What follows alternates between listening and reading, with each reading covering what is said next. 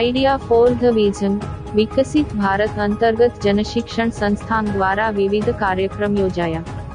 વિકસિત ભારત સશક્ત ભારતના સ્વપ્નને 2047 સુધીમાં પૂર્ણ કરીને દુનિયામાં મહત્વનું અર્થતંત્ર સ્થાપિત કરી શકે તે માટે સૌ જન સમુદાય શું કરી શકે તેવા અગત્યના સૂચનો રજૂ કરે તે અંતર્ગત એક અધ્યાય શરૂ કરેલ છે. તેને કૌશલ્ય વિકાસ અને ઉદ્યોગ સાહસિકતા મંત્રાલય દ્વારા સ્થાપિત જનશિક્ષણ સંસ્થાઓમાં કૌશલ્યદક્ષ તાલીમ પ્રાપ્ત કરનાર ભાઈ બહેનો પણ ભારતને સંપૂર્ણ વિકસિત કરવા માટે પોતાના વિચારો સૂચનો રજૂ કરે તે માટેના વિવિધ કાર્યક્રમો યોજે છે. જે અંતર્ગત જનશિક્ષણ સંસ્થાન ભરૂચ ખાતે એક કાર્યક્રમનું આયોજન બોર્ડ મેમ્બર ઇન્દિરાબેન રાજ અને પૂર્વ શિક્ષણ અધિકારી અને વરિષ્ઠ કેળવણીકાર કે રોહિતની ઉપસ્થિતિમાં વક્તૃત્વ સ્પર્ધાનો કાર્યક્રમ યોજવામાં આવ્યો, જેમાં 11 જેટલા વિદ્યાર્થી ભાઈ બહેનોએ ભાગ લીધો હતો અને પોતાના વિચારો સૂચનો અને મંતવ્યો રજૂ કર્યા, જેમાં પ્રથમ ક્રમાંકે પટેલ ફઝીલા,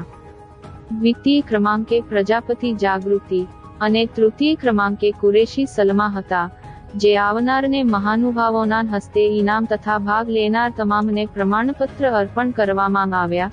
જનશિક્ષણ સંસ્થાના નિયામક જૈનુલ આબેદીન સૈયદે કાર્યક્રમને બિરદાવી સૌ તાલીમાર્થીઓને અભિનંદન પાઠવ્યા. કાર્યક્રમને અંતે લાઇવલીહુડ કોઓર્ડિનેટર કૃષ્ણાબેન કથોલિયાએ આભાર દર્શન કરી કાર્યક્રમની સમાપ્તિ કરી.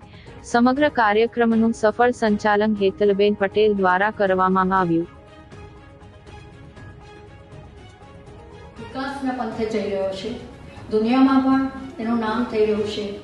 એનું કારણ શું છે કે આપણા કરતા હતા આપણા પ્રધાનમંત્રી શ્રી નરેન્દ્રભાઈ મોદી અને આપણા મુખ્યમંત્રી ભૂપેન્દ્રભાઈ સાહેબના સહિયારા પ્રયાસથી દરેક જગ્યાએ